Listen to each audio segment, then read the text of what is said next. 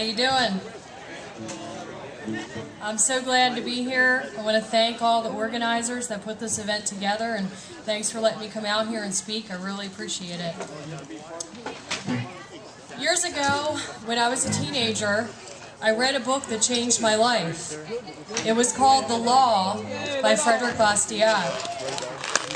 He helped me understand the concept of what real liberty is, what it truly means to be free.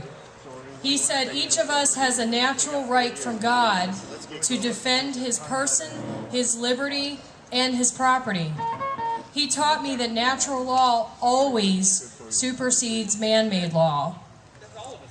His book made me realize that almost everything that I was taught in school and heard on TV was a lie. Bastiat said government is the great fiction through which everybody endeavors to live at the expense of everybody else. His powerful message forever changed the way that I looked at myself, others, and my government. After realizing what I had learned, I became very eager to share my newfound information with everyone I knew. I covered the trunk of my car with bumper stickers, including pro-life and Second Amendment and Get Us Out of the United Nations stickers. I handed out literature and books. I wanted to shout from the rooftops for everyone to hear. I was so determined to share my message and get everyone involved. But I soon realized that no one wanted to hear the message. I was called a kook and a crazy. I was either ignored or made fun of. I kept trying to get people to listen to me, but nothing changed. Years went by.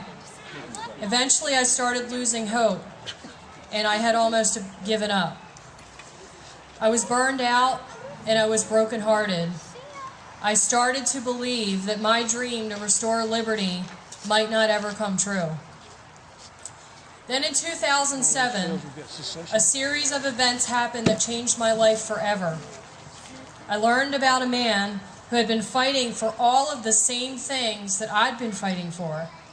A man who was also called a kook and a crazy. A man who also wanted to get us out of the United Nations.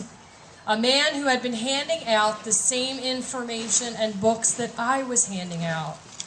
A man who knew about Frederick Bastiat and actually understood the concept of liberty. A man who was speaking for me. He was shouting my message from the rooftops.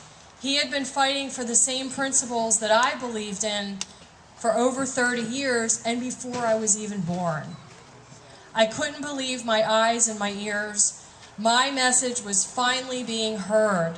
People were actually hearing the message and listening to the message. This man was speaking for me.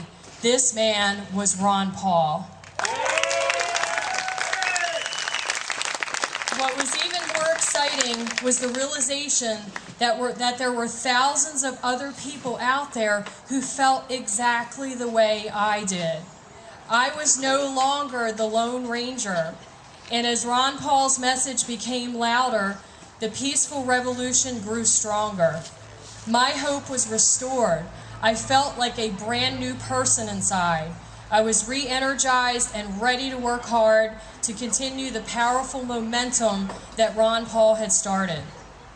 The last 5 years of my life have been absolutely incredible. I've met the most inspiring, brilliant, creative, and dedicated people. We have so many things in common, yet we have so many differences at the same time. And it's so hard to explain to people outside of this movement the beauty and the just awesome experiences that we have being able to share these things together. I've been so blessed to meet so many wonderful activists, and I continue to be amazed at how lucky I am. I never had any idea how many people out there loved liberty as much as I do. And thank God you're out there. My Ron Paul friends have forever changed my life. As many of you are aware, being a liberty activist is a pretty tough job. and it's very easy to become frustrated and burned out.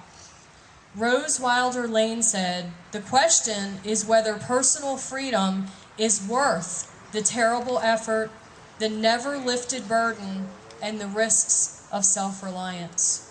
It can be very hard to do the right thing sometimes, and it's so easy to just give up. But we must remember that liberty is worth fighting for, and don't ever let anyone tell you that it's not.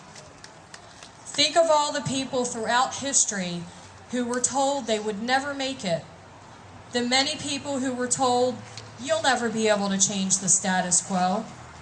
Thank God they didn't listen to their critics.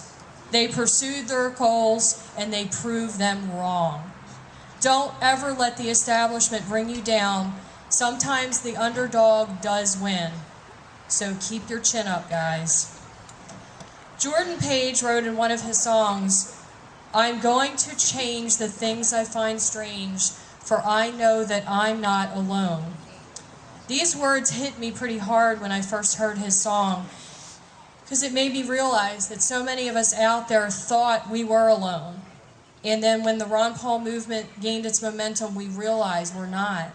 And there's so many more of us out there that we haven't even met yet. So let's continue to spread the message that it's not a sin to be free. Let's take a stand. Ron Paul has shown us that one person can change the course of history. And every single one of you is an example of how just one person can make a huge difference.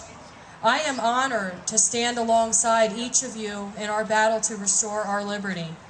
When I feel like giving up, you always remind me that I'm not alone in this fight. There are many who think that this is just about an election. They do not understand this is not just about Ron Paul. This is about something much larger than one single man. He is simply the messenger and the spokesperson for the peaceful revolution that is taking place in this country right now. Regardless of the outcome in November, this movement will continue to grow stronger. We are not going away, we are not giving up, and we have only just begun to fight.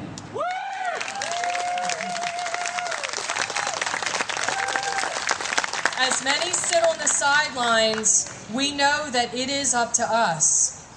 We have been given the knowledge, so we now have an obligation and a moral duty to continue this fight to restore liberty. Ron Paul reminds us to let it not be said that we did nothing. It is our job to encourage people to ask questions. What is the proper role of government? Is it to tell you how to best live your life? Is it to protect you from yourself? Is it to alleviate personal responsibility? Is it to provide goods and services? Is it to educate you and your children? The answers to all these questions is a resounding no. No! We have individual rights and we are responsible for ourselves. The government has no business trying to run our lives.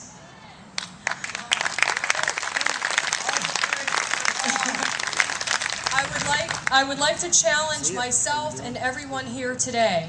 We know that freedom requires eternal vigilance. Our numbers are growing and we will continue to grow stronger. We must ask ourselves tough questions like, are you part of the problem or are you part of the solution? Are you going to do all you can to restore liberty? Are you ready to take it to the next level? Will you make the commitment to get more involved? Are you willing to give it your all? And are you willing to take responsibility for yourself? Ron Paul spent over 30 years fighting for our liberties. Our founding fathers pledged their lives, fortunes, and sacred honor. What are you willing to give? What are you willing to do in order to live as a free person? Let's keep this momentum going. Let's continue fighting the good fight. We have already won much, and we will continue to win more. Without your hard work and dedication and motivation, we would never have gotten this far. Our continued success relies on you. Every day we are one step closer to becoming a free society again. So let's make the dream of living free a reality. Just remember, we can win this battle. The enemies of liberty would have you believe that we have no chance, but we know better. They are running scared, and they know we are winning.